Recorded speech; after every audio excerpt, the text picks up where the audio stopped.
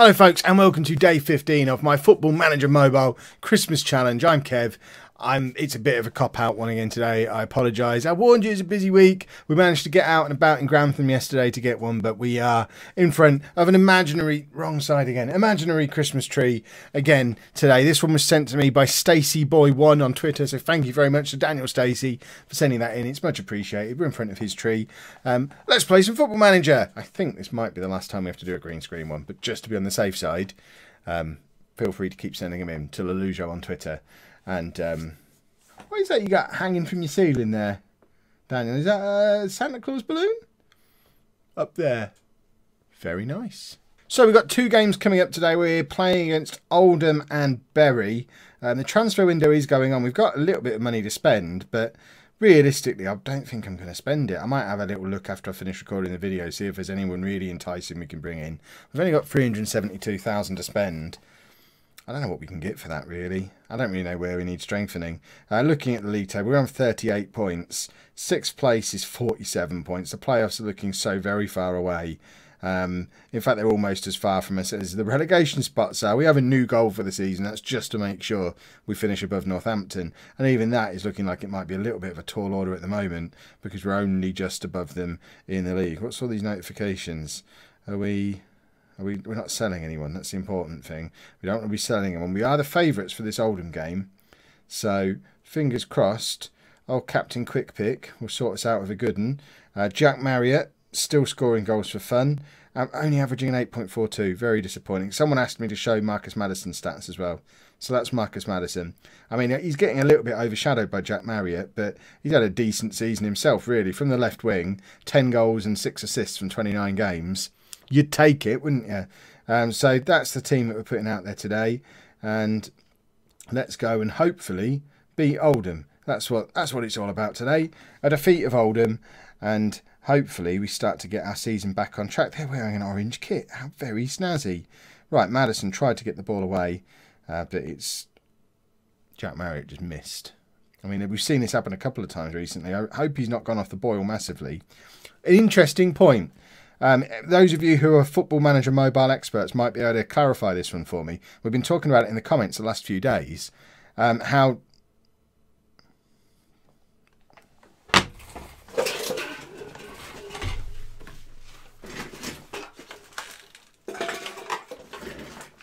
I'm not doing it if he's injured. What's the point? No, I've had enough. It's been a terrible season, and now Jack Marriott's injured. Oh.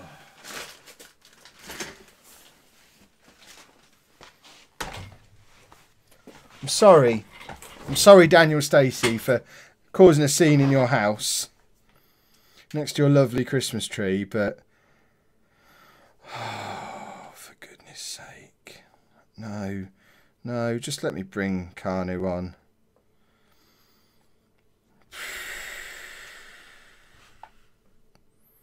Oh, that's it, isn't it? Don't even remember what we were saying. It was something important as well.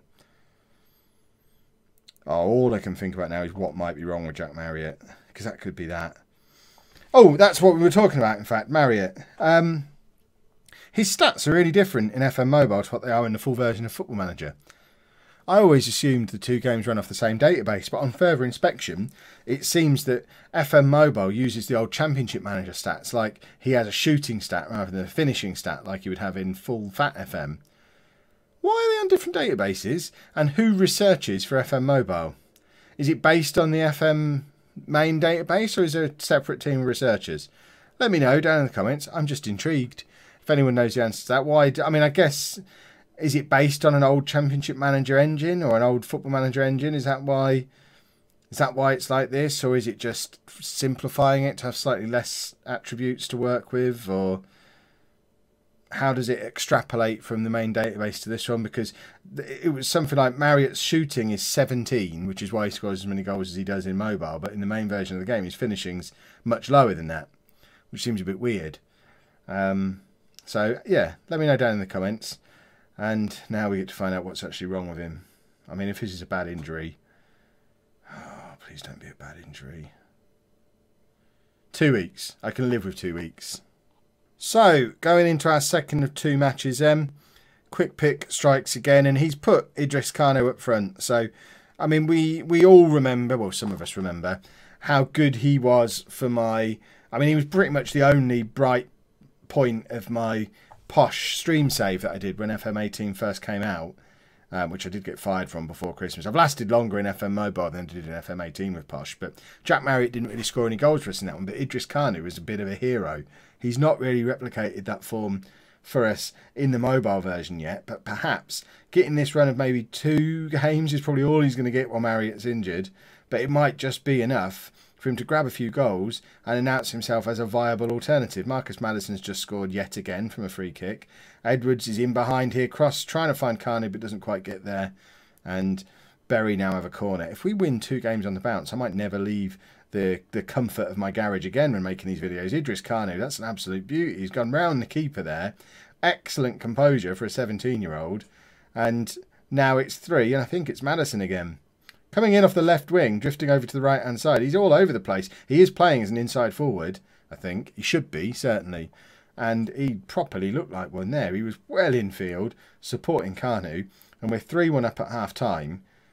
I'm a little bit nervous to look at the league table after this, because if we do finish with a back-to-back win, the league table might be starting to look a little bit more appealing again.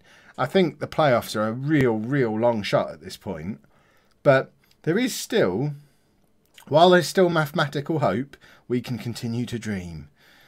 That famous football cliche. But I don't know, there's if we just won every game from here on in, then maybe, just maybe. Here you go, we've got a corner. I'd like to see Maddison get his hat-trick today. I think he deserves it. He's been overshadowed massively by Marriott this year. We've showcased him a little bit today. Now let's see if he can showcase himself, finish off his hat-trick. And what we don't want to do is alert bigger clubs, because the transfer window's still got like 3 days left. If Maddison goes and scores a hat-trick, it might just alert some of the championship clubs that might be lurking that he's probably not a bad guy to have a punt on. Likewise, Marriott, I don't understand why no one's come in for him throughout January, because it seems like a bit of a no-brainer. If you're in the bottom half of the championship and you've got any kind of money to spend, you look down at this league, see us in the bottom half and Marriott with all those goals, and you just come in and say, here you go, have £1 million for him. And how do we say no, really, the situation we're in? But there you go, we have picked up a 3-1 win. That's 2 wins on the episode. That's not happened very often. We're up to 12th again. Let's see how close we are to the playoffs. So Charlton on 49 points in 6th place. We're on 44 points in 12th. So already, what was, did we say it was an 8-point or an 11-point gap before we started? It must have been 8.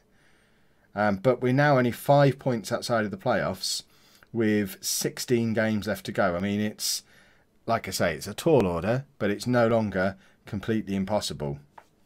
Let's cross those fingers.